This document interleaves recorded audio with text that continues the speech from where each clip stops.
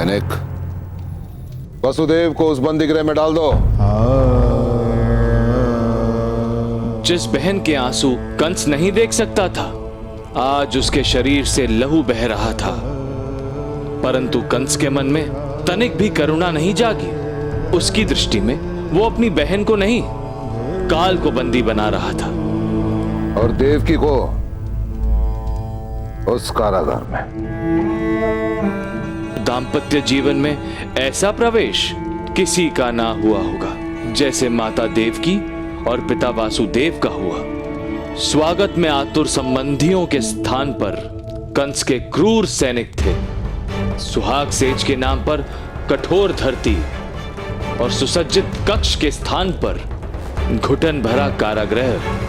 सोचा था कि अपनी प्रिय बहन के लिए विशाल सा राजमहल बनाऊंगा, हर सुख सुविधा दूंगा तुम्हें, पर तो दुर्भाग्य तुम्हारा, तुम्हें अब संपूर्ण जीवन यहीं इसी बंदी गृह में बिताना होगा।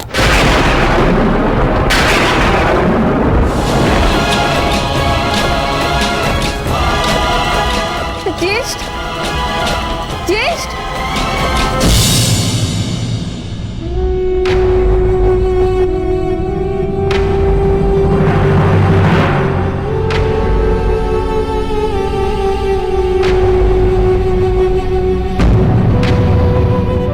कैसे पत्थर मन का था ये कंस, जिसे अपनी छोटी बहन के अश्रु भी पिघला ना सके। मैंने तुमसे कहा ना रुक्मणी कि पापियों का कोई मित्र, कोई बंधु नहीं होता। संसार में उनका नाता केवल भय से होता है। भय का सहारा लेकर वो सब लोगों पर शासन करते हैं, और जब उन्हें स्वयं भय सताता है तब वो अपना वश खो बैठते हैं। कंस के साथ भी कुछ ऐसा ही हो रहा था। सबको अपनी शक्ति से भयभीत कर देने वाला कंस स्वयं अपनी मृत्यु के भय से बहुत डरता था। हृदयहीन तो वो पहले से ही था। मन में जो थोड़ा बहुत प्रेम देवकी माता के लिए था, वो भय की चोट पड़ते ही हृदय छोड़कर चला गया। माता देवकी और पिता श्री वासुदेव को उन्होंने अलग अलग कारागार में डाला ताकि उनकी संतान जन्म ही ना ले सके। परंतु माधव, आप और आपके साथ अग्रजों का जन्म कैसे संभव हुआ? ये क्या माया थी? रुक्मिणी, मुझे तो जन्म लेना ही था और यही विधि का विधान था। देवकी माता को मुझे जन्म देना था। इसीलिए ब्रह्मदेव ने नारद मुनि को कंस के पास भेजा ताकि वो अपनी बातों से कंस को उलझाकर इस समस्या को सुलझा सके।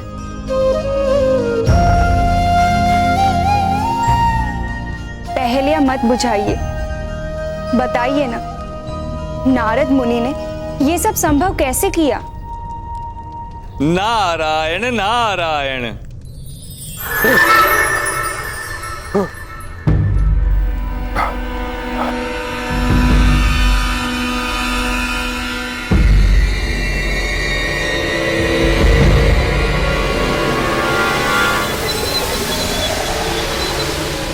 जब से आकाशवाणी हुई है, मैं आराम से सो भी नहीं पा रहा हूं। क्यों हो रहा है ऐसा? क्यों हो रहा है? क्या हुआ महाबली कंस? क्या स्वप्न में भी नारायण के हाथी अपना वध देख रहे थे? चलो अच्छा ही है, ठीक समय पर जाकर मृत्यु के मुंह से निकल आए। अच्छा हुआ स्वप्न था, वास्तविक होता तो मृत्यु इतनी सरलता से पीछा नहीं छोड़ती। कौन है? समक्ष आओ। कौन है? अन्यथा क्या मथुरा नरेश, क्या हमारा भी वध कर दोगे? निर्दोष नारद का? नारायण नारायण। प्रणाम महाबली कंस, हम हैं नारद मुनि, कोई यमदूत नहीं है महाराज। नारायण नारायण।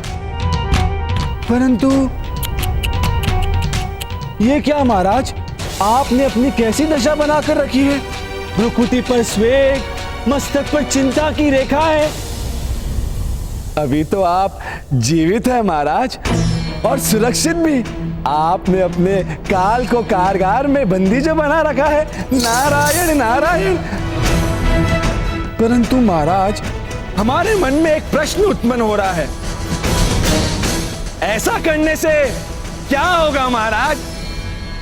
जब समय आता है तो कारागार के सभी ताले स्वयं ही खुल जाते हैं। और तो और महाराज, हमने तो ये भी सुना है कि आपके लिए कोई भविष्यवाणी हुई है ना? आकाशवाणी तो हुई थी, और केवल इसलिए देवकी, मेरी बहन देवकी, उसको बंदी बनाकर रख दिया है। नारायण नारायण। महाप्रतापी कंस, महाशक्तिशाली कंस, और देवताओं के इतने छोटे से प्रयास से आप भयभीत हो गए महाराज। यदि इसी प्रकार आप भयभीत होकर अपना जीवन व्यतीत करेंगे तो मृत्यु से पहले ही कई बार आप मरते रहेंगे महाराज। नारायण नारायण। बस,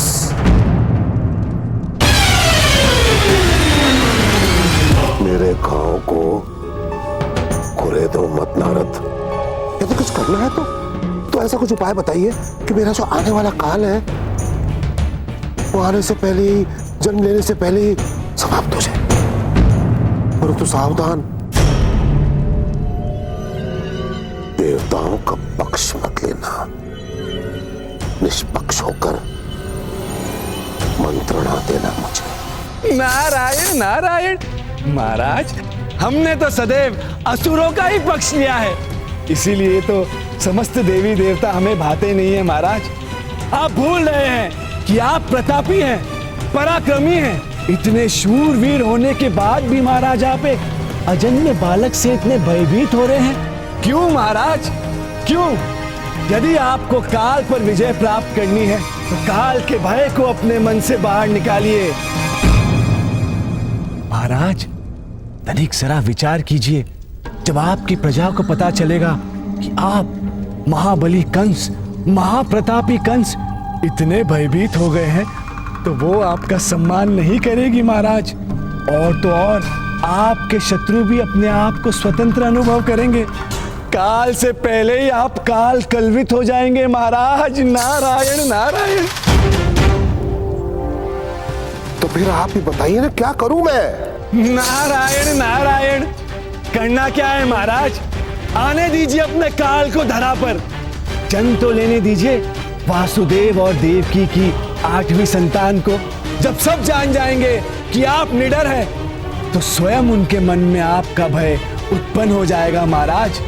ज्ञात होने दीजिए सभी को कि महाबली कंस, महाप्रतापी कंस अपने प्रताप से किसी भी भविष्यवाणी को असत्य सिद्ध कर सकते हैं महाराज। महाराज, आपने सदैव अपने शक्तियों का प्रयोग मनुष्य पर किया है। तनिक देवताओं को भी अपना प्रताप, अपनी निर्भयता, अपनी निडरता का प्रमाण तो दीजिए। जन्म लेने दीजिए अपने काल को और फिर उसका वध कीजिए। और फिर देखिए महाराज, कोई भी देवता भविष्य में कोई भी भविष्यवाणी करने की भूल नहीं करेंगे। नारायण नारायण। कंस के मन में नारद ने अहंकार और भ्रम भर दिया था। कंस संसार को दिखा देना चाहता था कि वो किसी से भयभीत नहीं, और उसने फिर से मां देवकी और पिता श्री वासुदेव को एक साथ रहने की आज्ञा दे दी। विधि का विधान, विधाता की माया, कारागृह के कष्टों के मध्य भी सुख का पहला वसंत वासुदेव और देवकी के भाग्य आया। मां देवकी की पहली संतान जन्म लेने वाली थी। धैर्य रखो देवकी, ये पीड़ा कुछ ही क्षण की है। हमारी पहली संतान जल्दी ही हमारी गोद में होगी। प्रसव पीड़ा में देवकी थी, परंतु प्रसव की प्रतीक्षा सबसे अधिक कंस को थी, जो हर पल पल की गणना कर रहा था। सबल बनो देवकी, सबल।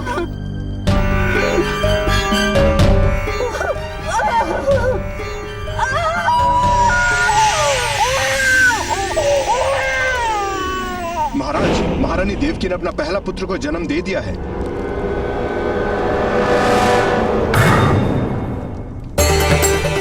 देखो देवकी, कितना सुंदर पुत्र है हमारा, कितना मनोहर रूप है इसका, मानो किसी देवता ने अवतार लिया हो। इसका मुख देखो और अपना संताप भूल जाओ। देखो देवकी,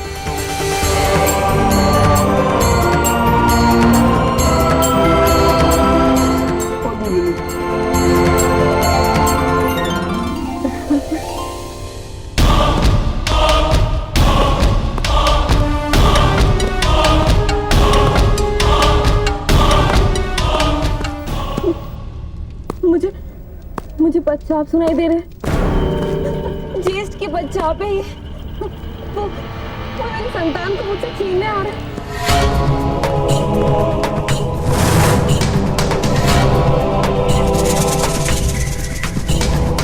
अपने हृदय पर धीरज का पत्थर रखो देवकी, हमें हमारा पुत्र कंस को सौंपना होगा।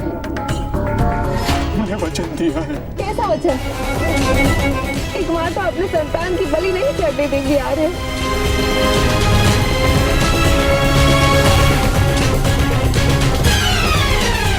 तोड़ दीजिए वचन, मैं अपने लल्ला को मृत्यु के मुख में जाते हुए नहीं देख सकती।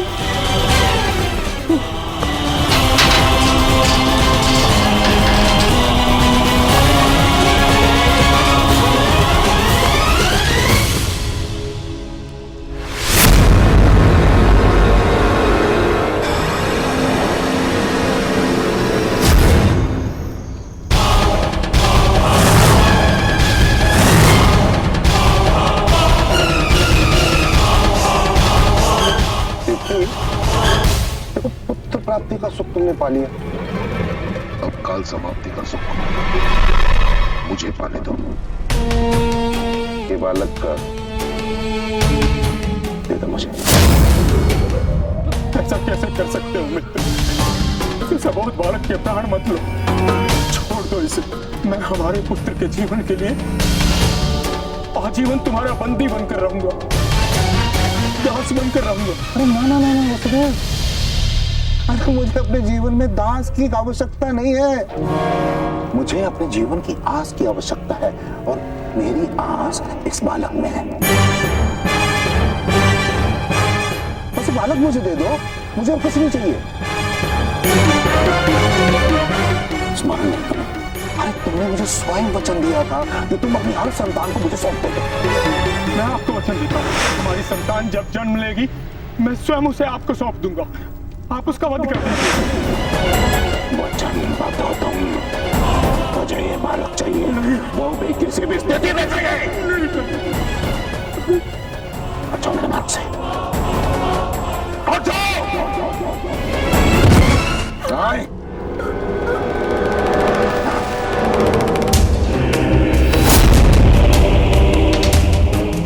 देवकी, ये बालक मुझे दे दो।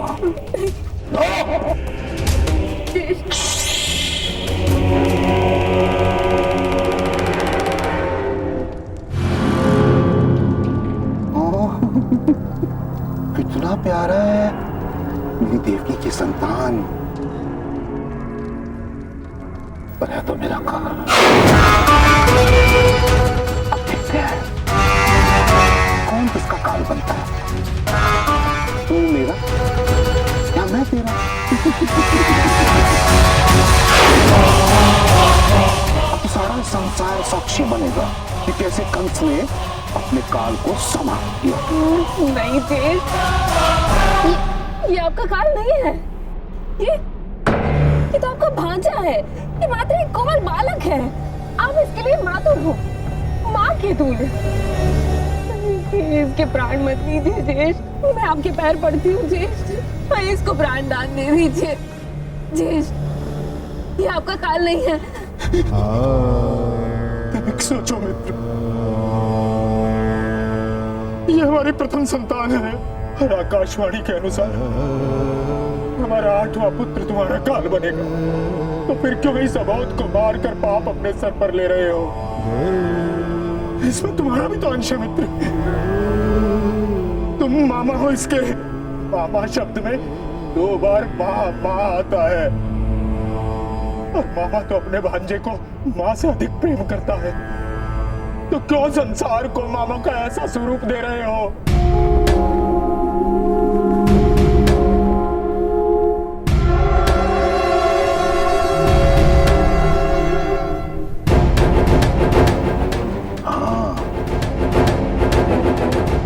तो तुम मानो कि उचित है कि तुम्हारी 8वीं संतान ही मेरा काल बनेगा, तो इस बेचारे का क्या दोष?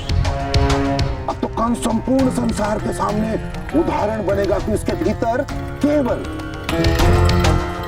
राग, द्वेष, छल, कपट, नीति, अनीति, कुनीति, धा, ईर्ष्या ही नहीं, उसके भीतर बहुत सारा प्रेम, दया और करुणा है। तो ठीक है, इस बालक पर, अपने भांजे पर एक उपकार करता हूं। आज मैं इसे प्राण दान देता हूं।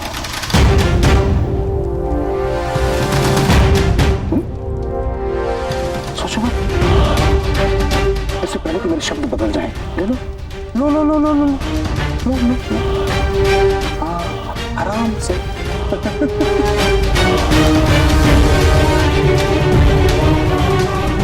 अब तो खुश हो ना?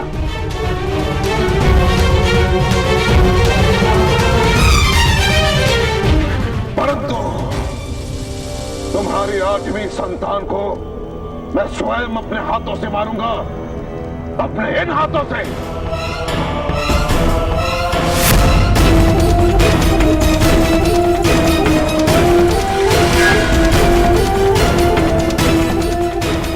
स्मरण रहे।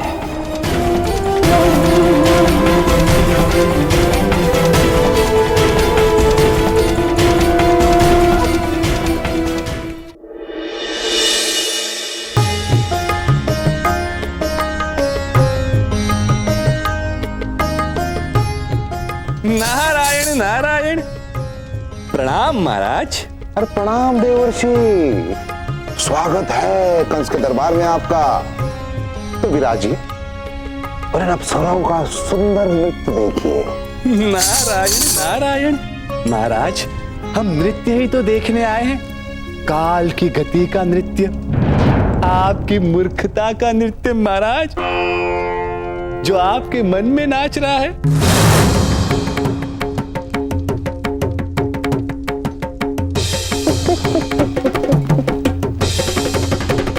कंस की मूर्खता देवर्षि, कहना क्या चाहते हैं आप? क्या आपने कारागार का कोई समाचार नहीं सुना? क्या आप हमारे सुझाव से इतने निर्भीक हो गए हैं? कभी कभी अधिक निर्भीकता भी मनुष्य को विनाश की ओर ले जाती है महाराज।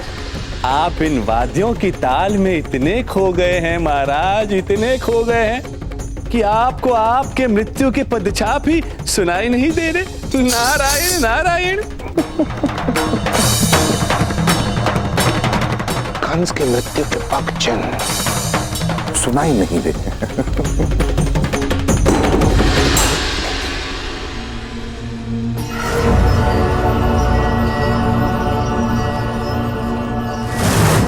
जो कहना चाहते हैं सीधे सीधे कहिए देवर्षि। नारायण नारायण। आइए ना महाराज, एक पहेली बुझाते। हमने सुना है पहेली बुझाने से मनुष्य का मस्तिष्क और भी तीव्र हो जाता है। आइए ना महाराज।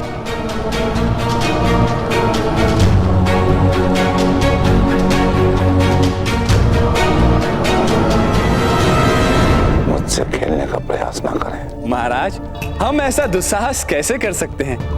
खेल तो आप स्वयं रहे हैं अपने जीवन के साथ। महाराज, ये देख रहे हैं आप, ये लकड़ी के 8 छोटे छोटे टुकड़े हैं। ये पहला, ये दूसरा, ये तीसरा, ये चौथा, 5वां, 6वां, ये 7वां और ये 8वां। ध्यान से देखिए महाराज। नारायण नारायण।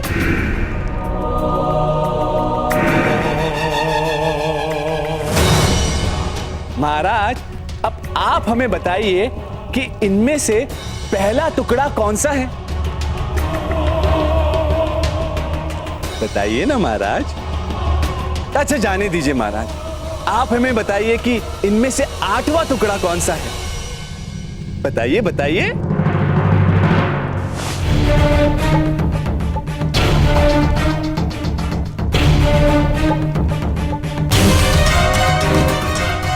उपहास कर रहे हैं आप कंस का, परिणाम आप भली भांति जानते हैं। नारायण नारायण, परिणाम तो आपको भुगतना होगा महाराज। हम तो केवल विधाता के उपहास से आपको बचा रहे हैं। ऐसा भी तो हो सकता है ना महाराज कि कहीं देवता आपके साथ कोई पहेली खेल रहे हो। पहला कौन सा है, 8वां कौन सा है?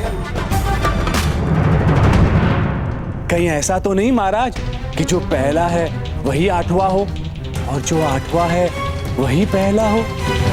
काल की गणना कहां से आरंभ होगी महाराज, ये आप तो नहीं जानते ना। मध्य से, अंत से या प्रारंभ से? नारायण नारायण।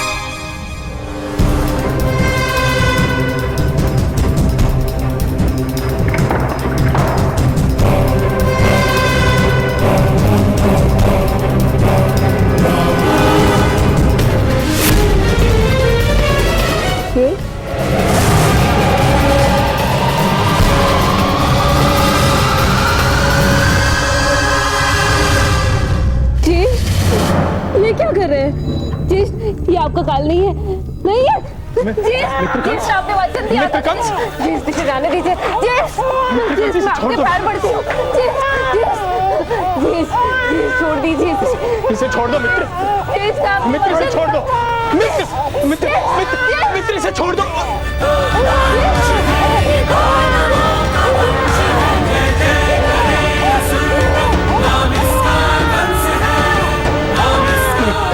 नहीं कंस, नहीं नहीं कंस, नहीं कंस।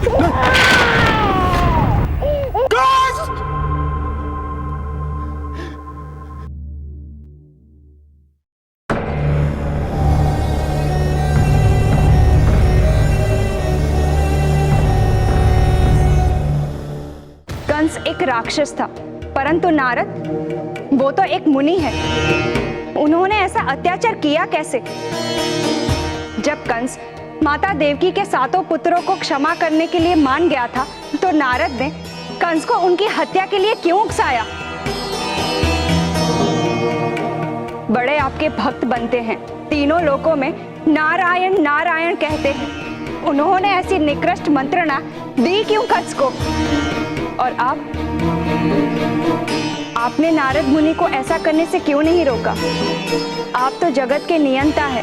क्या देव मुनि नारद आपकी इच्छा से बाहर है? एक माता के लिए उसकी संतान क्या महत्वता रखती है, यह आपको समझ में नहीं आया। 9 माह संतान को अपने कोख में रखती है माता, अपने लहू से सींचती है। उसके ही सामने उनके संतानों का वध होने दिया आपने। इस जगती को चलाने वाले जगन्नाथ अपने ही माता के साथ ऐसा विभत्स अत्याचार कैसे होने दे सकते हैं? नारद स्वयं को मुनि कैसे कह सकते हैं? उनकी लगाई अग्नि उन बच्चों का जीवन ले गई। नारद को उनकी करनी की सजा अवश्य भुगतनी पड़ेगी। मैं नारद मुनि को यह श्राप देती हूँ कि नहीं रुक्मणी,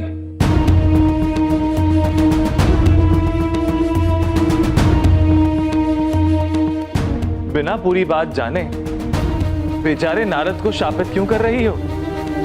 तुमने ही कहा था कि नारद मेरी इच्छा से परे नहीं, और मैं विधि के विधान से मानता हूं कि मां देवकी की दुखद गाथा सुनकर तुम्हारा मन व्याकुल हो गया है। परंतु किसी भी महान लक्ष्य को पाने के लिए कष्टकारी दुखों का सामना करना पड़ता है। किसी को भी वरदान या श्राप देने से पहले यह समझ लेना चाहिए, सोच लेना चाहिए कि क्या ऐसा करना उचित है या नहीं।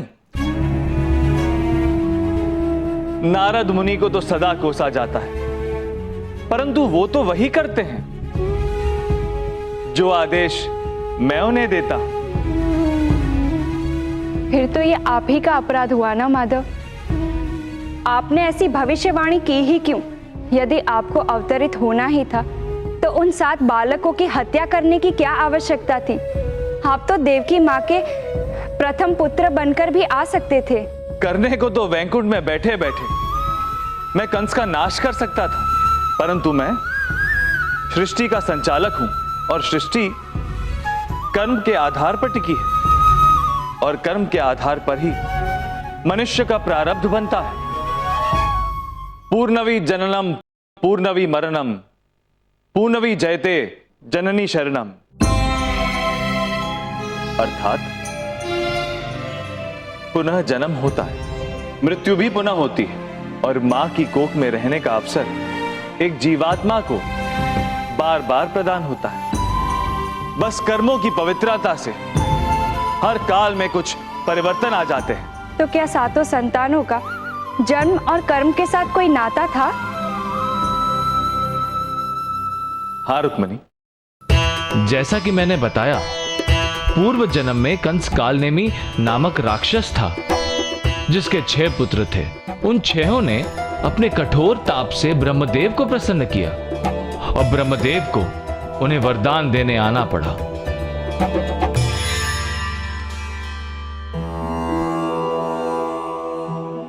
तुम सब बालकों ने अपनी तपस्या से मुझे प्रसन्न किया है। बोलो वत्स, क्या चाहते हो तुम सब? मृत्युलोक में एक जीव को और क्या चाहिए ब्रह्मदेव? हम सबको अमर कर दीजिए। यह तो असंभव है पुत्रों, क्योंकि मृत्युलोक में जिसका जन्म हुआ है उसकी मृत्यु तो निश्चित है।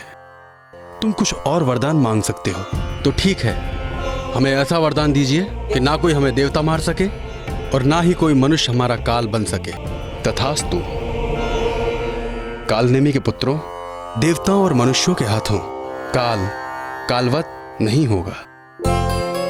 कोई भी रोग और व्याधि से नहीं मरोगे। शक्ति का एक ही सिद्धांत है रुक्मणी, यदि उत्तरदायित्व का भान न हो तो शक्ति का दुरुपयोग ही होता है। एक दिन वो 6 घूमते हुए वन में पहुंचे जहां एक साधु गहन ध्यान में लीन थे। इस तपस्वी को अब ईश्वर की नहीं हमारी आराधना करनी चाहिए। क्यों नहीं इसकी तपस्या भंग कर दें? चलो। तपस्वी शीला की भांति निश्चल होकर ध्यान मग्न थे और कालनेमी के पुत्र ये नहीं जानते थे कि वो कोई और नहीं बल्कि उन्हीं के पितामह कालनेमी के पिता हिरण्यकश्यप हैं। कौन हो तुम अधर्मी? हमारी तपस्या को भंग करने वाले।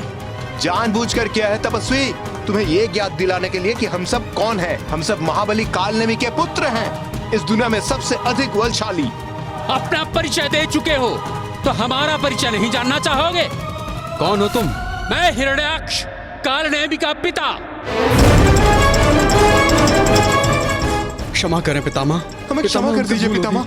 अपने पितामह की सेवा करनी चाहिए, न कि उनका तप भंग करना।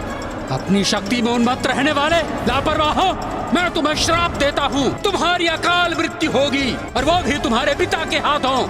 यही श्रापित कालनेमी के पुत्र माता देवकी के गर्भ से जन्मे थे और हिरण्यकश्यप के श्राप के दंड से जन्मते ही अपने ही पिता कालनेमी के रूप कंस के हाथों मृत्यु के ग्रास बने।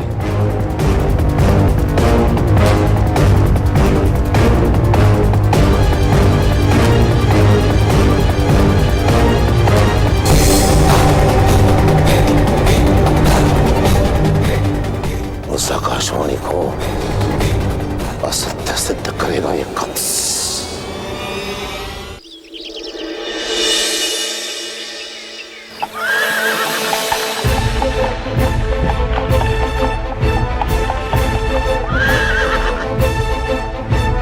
सारथी, द्वारपाल से कहो कि हमें देवी देवकी और वासुदेव से मिलना है।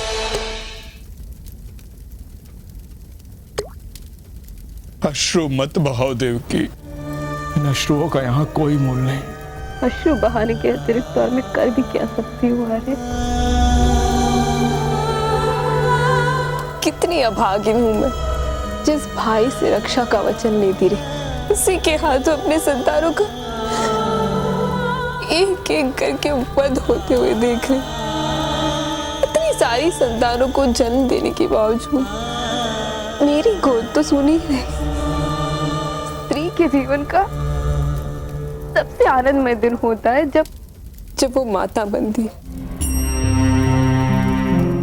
किंतु मेरे लिए वो दुनिया का सबसे अभिशापित दिन होता है। विधाता क्यों कर रहा है मेरे साथ ऐसा? क्यों नहीं वो मेरी गोद सुखा देता?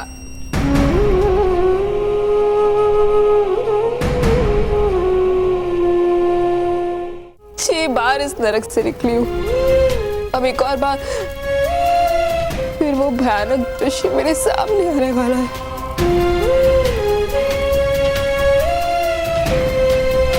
किस अभागिन की कोख से जन्म ले रहे हैं ये बालक, जिसे अपनी माता का दुलार नहीं मिलेगा। मिलेगा तो सिर्फ अपने मामा का प्रहार।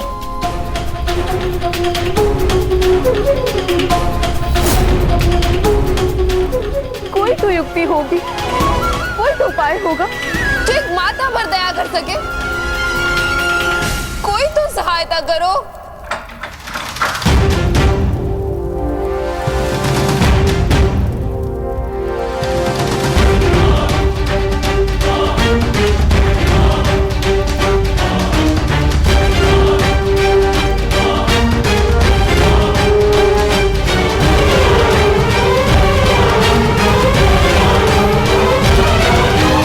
देवी रोहिणी, तुम यहाँ? हाँ, अरे बड़ी कठिनाइयों से यहाँ आने का अवसर मिला है। द्वार रक्षक ने भी बहुत कम समय दिया है। मुझे आपसे बहुत महत्वपूर्ण बात कहनी थी। देवकी, ये मेरी प्रथम पत्नी रोहिणी है।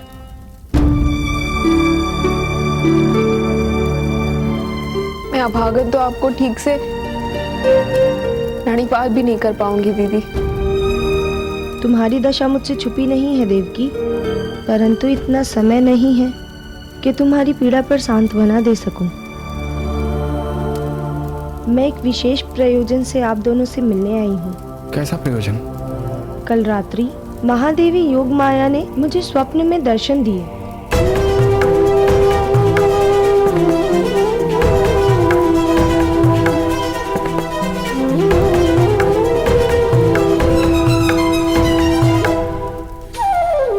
समय रहते मुझे यहाँ से निकल जाना चाहिए। प्रणिपात आर्य।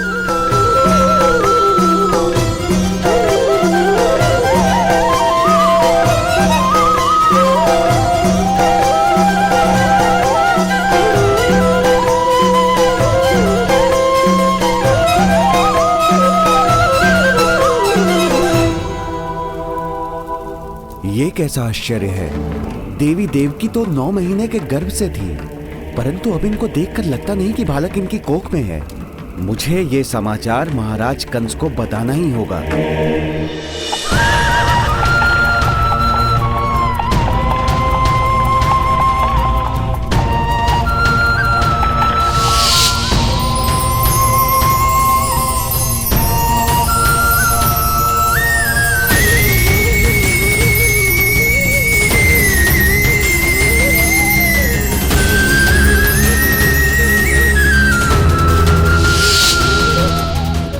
इस संतान का बचना आवश्यक है देवकी, इसलिए देवी योग माया ने अपनी माया से तुम्हारे गर्भ में पल रहे शिशु को मेरे गर्भ में स्थानांतरित कर दिया है। ये बालक अब मेरे गर्भ में सुरक्षित रहेगा देवकी। महाराज महाराज, विचित्र दुर्घटना हुई है। क्या हुआ?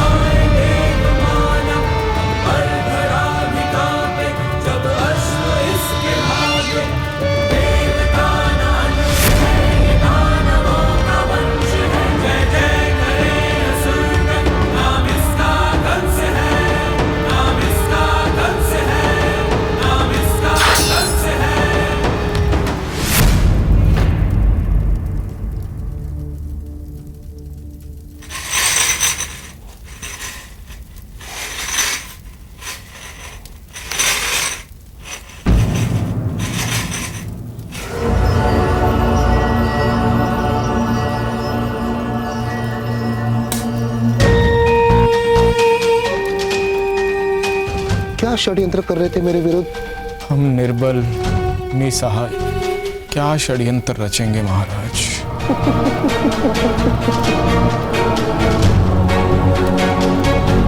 निर्बल और निसहाय, उठो उठो उठो उठो।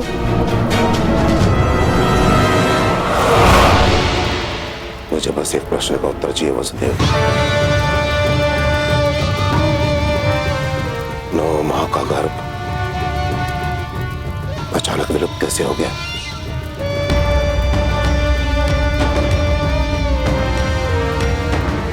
उत्तर चाहिए मुझे, उत्तर दो। मैं तो आज तुम्हारे समक्ष तुम्हारा भाई नहीं,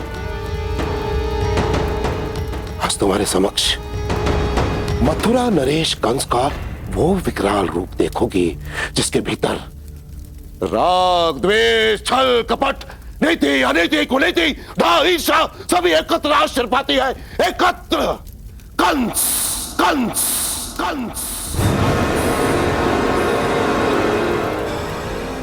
उत्तर दे दो, क्या षड्यंत्र रच रही हो? षड्यंत्र षड्यंत्र षड्यंत्र षड्यंत्र तो हमारे भाग्य ने हमारे साथ किया है। मार ही डालिए मुझे, यही चाहते हैं ना आप कि बार बार की पीड़ा से तो छुटकारा मिलेगा। हर बार अपनी संतान को अपनी आंखों के सामने मृत्यु होते हुए देखा है मैंने।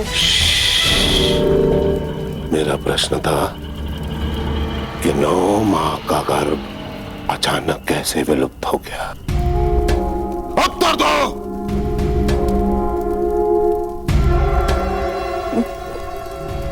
इस बार मेरी संतान ने संसार में आने से पहले ही हमें छोड़ दिया। मेरा गर्भपात हुआ है। हाँ, गर्भपात? मुझे दुख हुआ, बहुत अधिक दुख हुआ, सच में। देखा बहन, मेरे भय से उसने पहले से ही प्राण त्याग दिए। देखो, जो होता है अच्छा होता है। तुम्हें आज भी रोना है, बाद में भी रोना है, क्योंकि हर बार की तरह तुम्हारी हर एक संतान को मैं एक के बाद एक अपने हाथों से समाप्त करूंगा। कंस अपने भाग्य पर इतरा रहा था। उसे लगा कि उसके प्रताप के भय से कदाचित विधि भी अपनी योजना टल चुकी है कि माता देवकी का 7वां पुत्र भी मृत्यु को प्राप्त हो गया। पर सत्य यह था कि उस शिशु को योग माया ने माता देवकी के गर्भ से निकालकर माता रोहिणी के गर्भ में स्थापित कर दिया था। उस बालक को जन्म लेना था, परंतु मदघीरा के कारागार में नहीं, कहीं और।